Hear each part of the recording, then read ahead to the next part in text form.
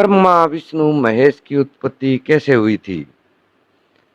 हर किसी धार्मिक व्यक्ति के दिमाग में ये प्रश्न कभी ना कभी जरूर आता है और शायद ही कोई इस बात को जानता होगा कि ब्रह्मा विष्णु और महेश इन त्रिदेवों की उत्पत्ति कैसे हुई थी।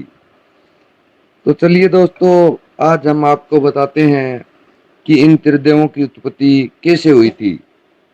तो अगर आपने चैनल को अभी तक सब्सक्राइब नहीं किया है तो चैनल को सब्सक्राइब करें और इसी तरह की रहस्यमयी और रोमांचक वीडियो देखने के लिए बेल आइकन को जरूर दबाएं। तो चलिए शुरू करते हैं। परम ब्रह्मा ही भगवान सदाशिव कहलाए। तब परम ब्रह्म रूपी सदाशिव ने शक्ति स्वरूपा जगत जननी मां अंबिका को प्रकट किया। तब इसी परम ब्रह्मा रूपी सदाशिव और अंबिका से ब्रह्मा विष्णु और महेश की उत्पत्ति हुई। ब्रह्मा विष्णु और महेश में सबसे बड़ा और महान कौन है, इस बात का पता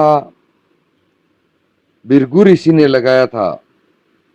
एक समय की बात है जब सपत ऋषि एक साथ बैठकर आपस में चर्चा कर रहे थे कि त्रिदेवों में सबसे बड़ा कौन है। इस बात का पता कैसे चलेगा?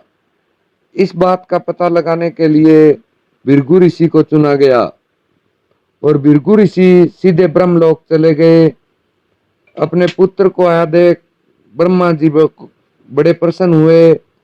ब्रह्मदेव ने बाहें फैलाकर उनका स्वागत करना चाहा, परंतु भृगु ऋषि ने उनकी तरफ देखा तक नहीं और सीधे जाकर उनके आसन पर बैठ गए। उन्हें ऐसा करता देख ब्रह्मदेव को बड़ा क्रोध आया और उन्होंने कहा, क्या खाक ऋषि हो गए हो, साधारण शिष्टाचार भी नहीं आता, सीधे जाकर मेरे आसन पर बैठ गए हो।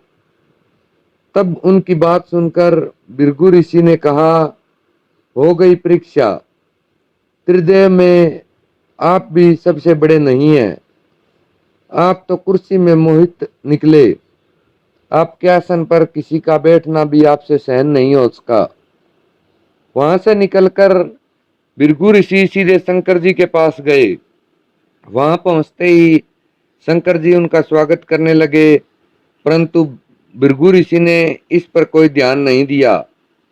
वे उनके सामने से होकर आगे बढ़ने लगे।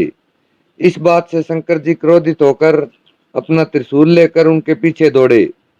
जैसे ही शंकर जी उनके पास पहुंचे, उन्होंने तुरंत ही उनके पैर पकड़ लिए और कहा कि महाराज, हो गई परीक्षा।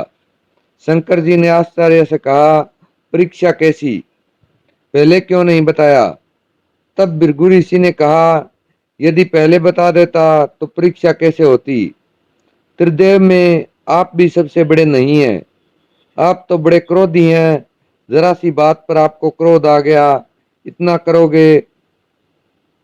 ऐसा कहकर भगवान विष्णु के पास भृगु ऋषि चले गए।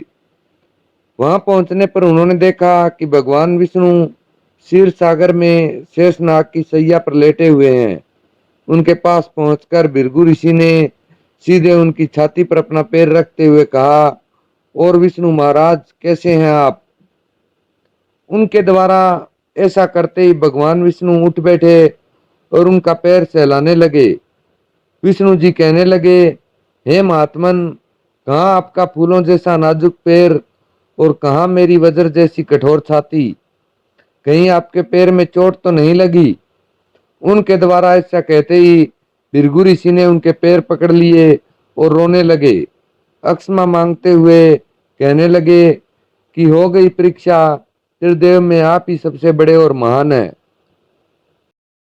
तो दोस्तों, ये थी त्रिदेवों की कहानी और इन तीन देवों से भी बड़ा एक भगवान और है जिसके विषय में मैं एक अलग से वीडियो बनाऊंगा।